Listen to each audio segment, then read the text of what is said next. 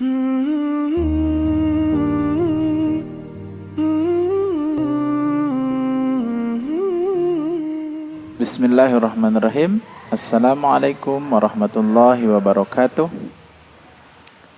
Ayyuhal musyahidun wal musyahidat wa ayyuhat talibun wa talibat, hafizakumullah. Kaifa halukum fi hadhihi al-fursah? Arju annakum fi sihhatin wa afiyah. Wa fi هذه الفرصة الثمينة سنستمر دراستنا في الأسبوع الماضية، وهي علامة الاسم والفعل والحرف. Baik, apa kabar adik-adik mahasiswa sekalian yang saya cintai dan saya banggakan? Pada kesempatan kali ini kita akan lanjutkan pembahasan tentang materi pengenalan kalimah yang sudah saya paparkan minggu lalu. Dan hari ini kita akan membahas tentang tanda isim, fiil, dan huruf. Baik, yang pertama sebagaimana sudah saya paparkan bahwa isim adalah kata benda, adapun ciri-cirinya adalah sebagai berikut. Yang pertama, kita perlu mengetahui apakah itu tanda. Dalam bahasa Arab, tanda itu disebut sebagai alam. Ya. Tanda itu dalam bahasa Arab disebut alamah. Alamah ini ada dua bentuk, ada yang bitatbiqiyah,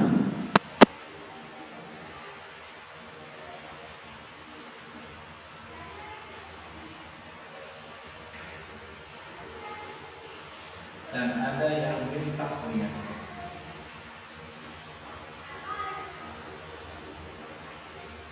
Jadi tanda di dalam menjelaskan tentang tanda isim, tanda fiil, dan tanda huruf terbagi menjadi dua. Yang pertama adalah tanda yang tatbikiyah, yang langsung nampak dan kelihatan ketika kita menganalisis suatu kalimat atau suatu kata. Misalnya tanda dari isim ada tanwin, maka ketika kita melihat suatu kalimat misalnya mengatakan baitun, maka ini bisa kita lihat bahwa tandanya adalah tanda yang langsung ada kita lihat dan kita saksikan.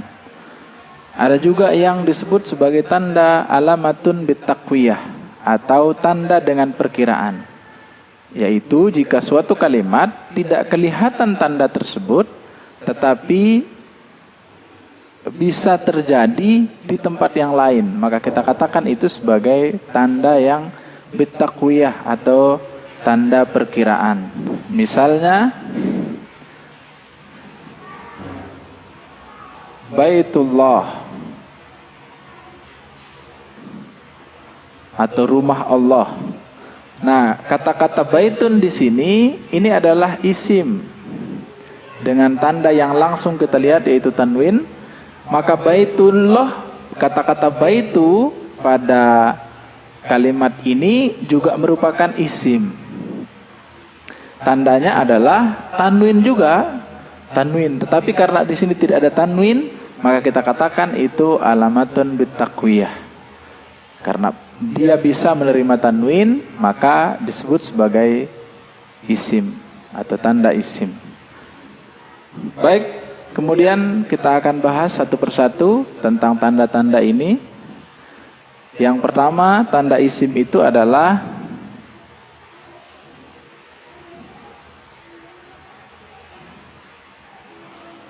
jadi tanda isim yang pertama adalah tanwin atau alif lam. Jadi tanda isim yang pertama adalah tanwin atau alif lam. Artinya di mana saja ketemu dengan suatu kalimat yang di sana terdapat tanwin di akhir atau alif lam di awalnya, maka itu adalah kalimat isim. Contohnya masjidun atau al-masjidu. Kemudian ma'hadun atau al-ma'hadu. Kemudian maktabun atau al-maktabu.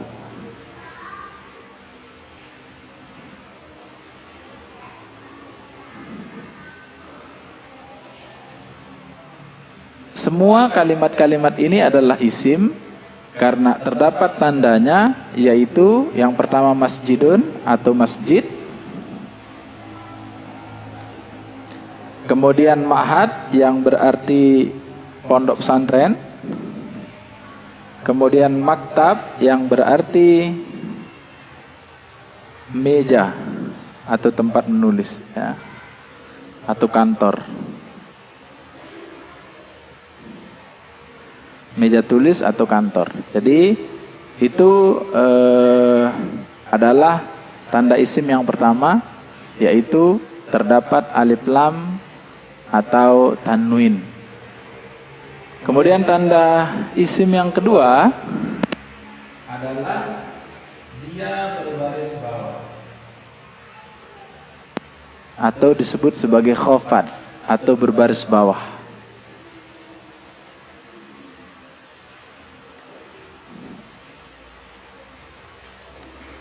Artinya apabila kalimat tersebut berbaris bawah, maka kalimat tersebut mesti adalah kalimat isim.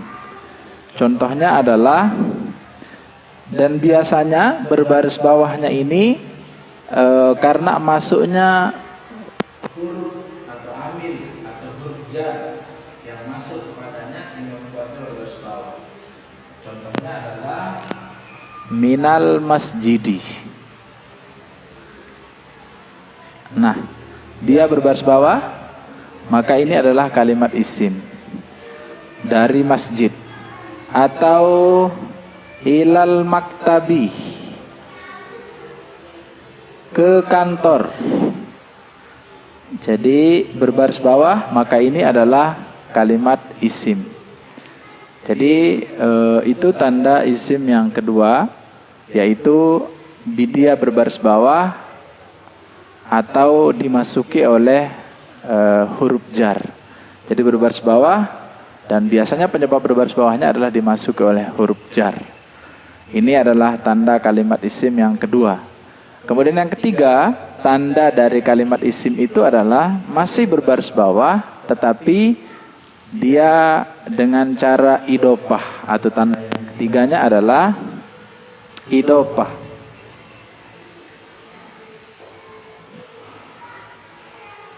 Jadi idopah itu adalah menyandarkan satu kata kepada kata yang lain untuk membentuk satu arti. Jadi kita gabungkan dua kata menjadi satu bagian dan itu membentuk satu arti. Misalnya kata-kata kolamun yang berarti pena atau pulpen. Kemudian Zaidun yang berarti si Zaid. Nah, dua kata ini jika digabungkan menjadi satu akan membentuk satu arti. Misalnya dia menjadi kolamu Zaidin atau pulpen si Zaid.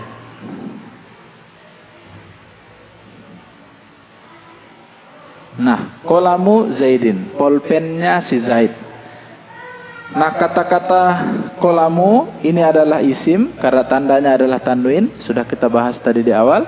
Kemudian Zaidin adalah isim juga, tanda yang pertamanya adalah tanwin dan bisa juga karena diidopatkan. Jadi diidopatkan itu maksudnya saling menggabungkan dua kata menjadi satu arti tadi. Maka ini dua-duanya adalah kalimat isim, qalamun isim, zaidun juga isim. Itu yang disebut sebagai idofat. Selanjutnya pembahasan mengenai idofat. Ini berarti kalau kita lihat idofat itu minimal terdiri dari dua kata. Ya. Selanjutnya tanda yang ketiga dari isim itu adalah al-idofah atau idofat.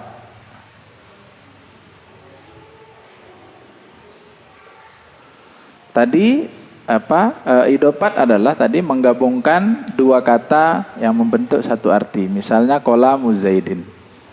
Nah, kata-kata qalamu zaidin ini dua kata yang terdiri dari qalamu dengan zaidin. Digabungkan menjadi satu, yang semula dua kata itu ya dua arti, polpen dengan zaid, dua hal yang berbeda. Tapi ketika digabungkan menjadi qalamu zaidin, maka yang dimaksudkan adalah sebuah polpen milik si Zaid. Jadi satu barang jadinya, berhenti dia jadi dua barang. Jadi kalau kita pisahkan qalamu ya polpen, zaidin ya zaid. Nah, tapi kalau digabungkan qalamu zaidin menjadi polpennya si Zaid, maka dia hanya membentuk satu arti, yaitu polpen milik si Zaid saja. Itu namanya idopah. Berarti idopah itu minimal terdiri dari dua kata, seperti contoh yang tadi, qalamu zaidin.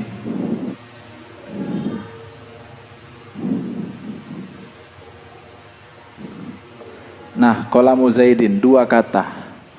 Atau bisa juga dia terdiri dari tiga kata, empat kata, bahkan lima kata atau lebih. Jadi disusun-susun menjadi satu makna, satu kata saja, tapi disusunnya dengan banyak kata-kata tersebut. Yang dimaksudkan adalah satu benda saja, walaupun banyak penyusunnya itu. Itulah namanya idofat. Dan yang menjadi susunan itu disebut sebagai mudhof dengan mudhofun ilaih. Kalau di sini yang ini disebut sebagai mudhof, qalamu, kemudian zaidin sebagai mudhofun ilaih. Mudhof dan mudhofun ilaih.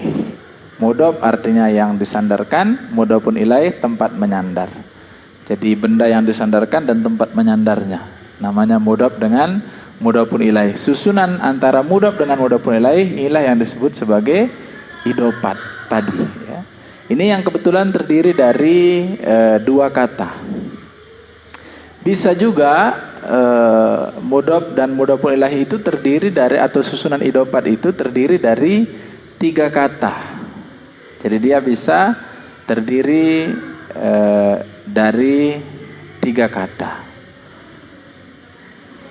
Misalnya kita mengatakan thalibu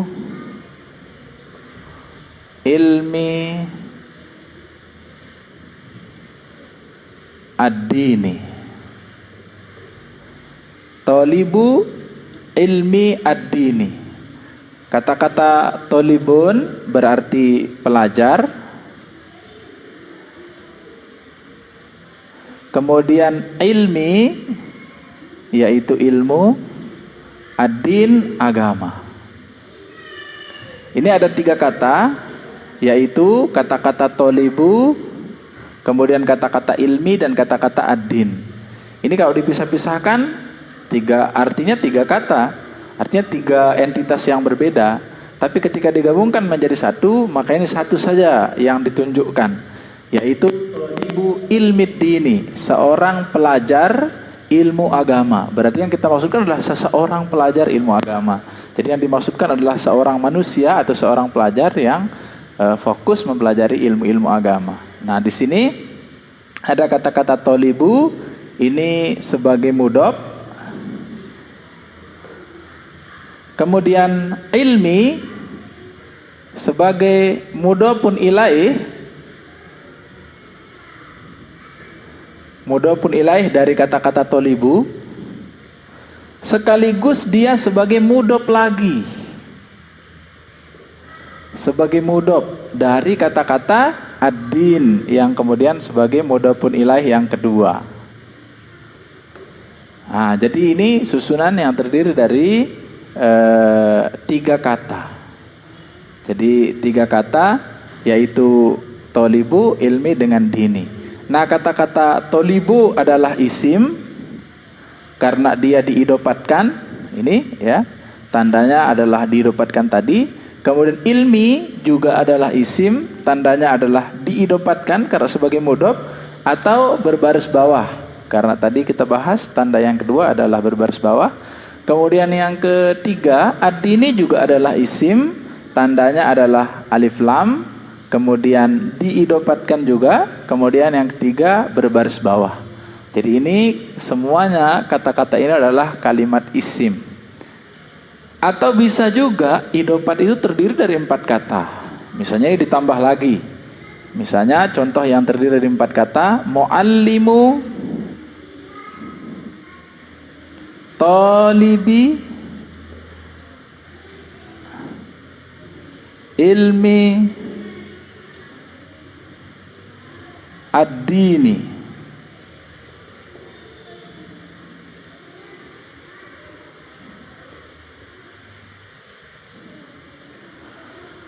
Nah, misalnya kata-kata muallimu talibi ilmi dini, yaitu kata-kata muallimu yang berarti pengajar atau dosen ya. Kemudian talib, pelajar seperti di atas. Kemudian ilmi, ilmu, dan ad-dini, agama. Kalau dipisahkan ini adalah 4 kata yang berbeda, tapi ketika digabung menjadi idopat, maka ini yang ditunjuk adalah 1 orang saja, yaitu seorang pengajar ilmu, seorang pengajar bagi para pelajar ilmu agama. Jadi itu yang dimaksudkan 1 orang saja. Nah, ini muallimu talibi ilmi dini. Di sini muallimu berkedudukan sebagai mudhof, adalah isim karena diidopatkan. Ini yang dimaksudkan dengan idopat. Kemudian talibi sebagai mudhafun ilaih, sebagai mudhafun ilaih dan berbaris bawah. Kemudian ini sekaligus sebagai mudhaf juga dari kata-kata ilmi yang berkedudukan sebagai mudhafun ilaih. Ilmi ini sekaligus sebagai mudhof juga dari kata-kata ad-din yang berkedudukan sebagai mudhofun ilaih. Nah, ini beberapa contoh idopat yang merupakan tanda dari isim itu. Sehingga kalau kita analisis, muallimu adalah isim, tandanya adalah idopat. Kemudian talibi adalah isim, tandanya adalah berbaris bawah dan idopat. Kemudian ilmi juga adalah isim, tandanya adalah idopat dan berbaris bawah. Kemudian ad-dini juga adalah isim, tandanya adalah alif lam, idopat dan berbaris bawah. Baik, itu pembahasan tentang tanda-tanda isim. Yang pertama adalah alif lam sekaligus tanwin, karena setiap yang bisa bertanwin mesti bisa dimasuki oleh alif lam, makanya digabungkan. Kemudian yang kedua adalah khopat atau huruf khopat, yaitu berbaris bawah, baik dengan sebab masuknya huruf khopat yang membuatnya wajib berbaris bawah. Dan yang terakhir adalah idopat atau susunan 2 kata yang membentuk 1 arti. Itu pemaparan tentang tanda-tanda isim. Mudah-mudahan cukup jelas dan bermanfaat bagi adik-adik mahasiswa sekalian. Wassalamualaikum warahmatullahi wabarakatuh.